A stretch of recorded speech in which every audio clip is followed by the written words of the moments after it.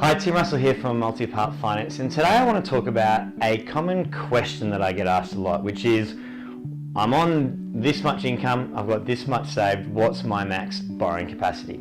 And what people need to understand is that it doesn't really matter about what your max borrowing capacity is. Borrowing capacity refers to how much a bank thinks you can service a loan. But who cares about how much you can service a loan? You want to buy a property. A loan is just a means to help you buy a property.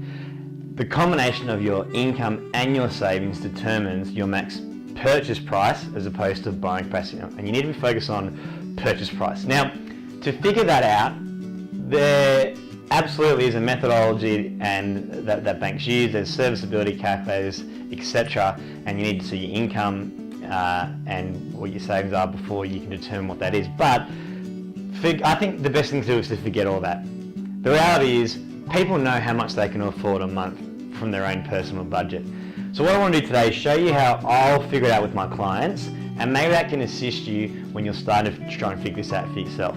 So the first thing I say to clients is, when you look at what you can afford, how much do you reckon you can afford in your home loan a month? And the answer might be, well, you know what?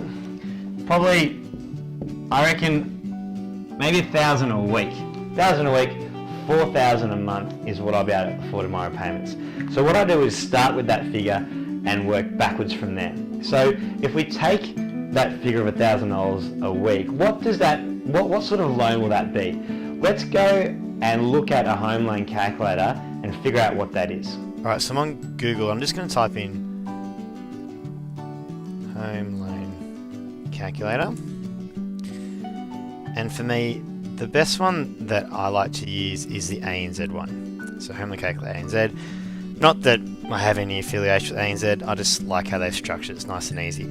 Okay, so what I do from here is I just want to make sure I get the settings right. So always make sure you do principal and interest rather than interest only. Important to know that you can afford the principal portion of every home loan repayment.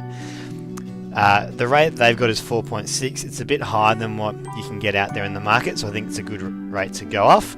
If you want to be either more conservative or if you want to be a bit more risky, you can amend the rate to what you see. 30-year loan term is fine for me as well. So at the moment, $500,000 as a home loan is repayments of $2,500 a month. So let's just muck around and see what different results are. 700,000 equals 3.5. And 800,000 is just over 4,000 a month. So based on what in our example, if you think you can afford $1,000 a week, it means you should go for a loan no more than $800,000. So that is that done. Okay, so to work out how to find the max purchase price, I'm in my broker software, and look, there are ways to get this through other methods, but I want to show you just how I do it myself. So we know that the loan that we need to go for is around $800,000. So with my table that I use, the left hand side here are the purchase costs and the right hand side are the loan costs. So again, we just sort of start to muck around. So if I was to type in 900,000, we can see there's stamp duty, there's 35,000 we need to factor in, and let's put in a loan of 750. In terms of costs, we've got $2,500. That's for solicitor fees, and I said that we've got $150,000 saved. So if we got a loan of 750, factoring in all costs associated with the property, so stamp duty and solicitor fees and bank fees, we need $938. So at this stage, we're just under $40,000 short. So we need to move these figures around. Now, for a loan of 750 against 900,000, the base LVR is 83%. So there's going to be an LMI fee attached to it, and that LMI fee in this case is $8,700. So although the base loan is $700,000, we need to factor in the LMI cost. So the end loan is going to be $750. We've still got a bit of room to move, so let's muck around with our figures by decreasing the purchase price slightly and then increasing the loan amount. Okay, so we're just about on the money here. So with a purchase price of $895, total costs are going to be $933. They've got $150,000 saved. The base loan amount will be $785 with $1,500 left over.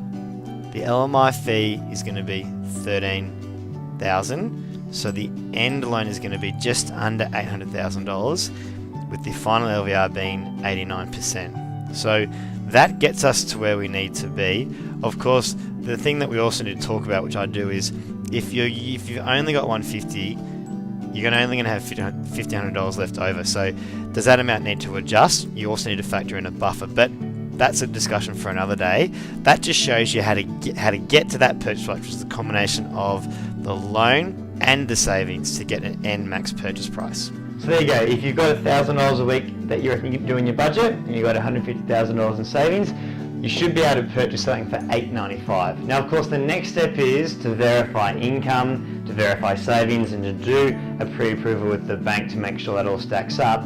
But it all starts with you initially doing the numbers from your budget perspective, then seeing if it matches it from the bank perspective.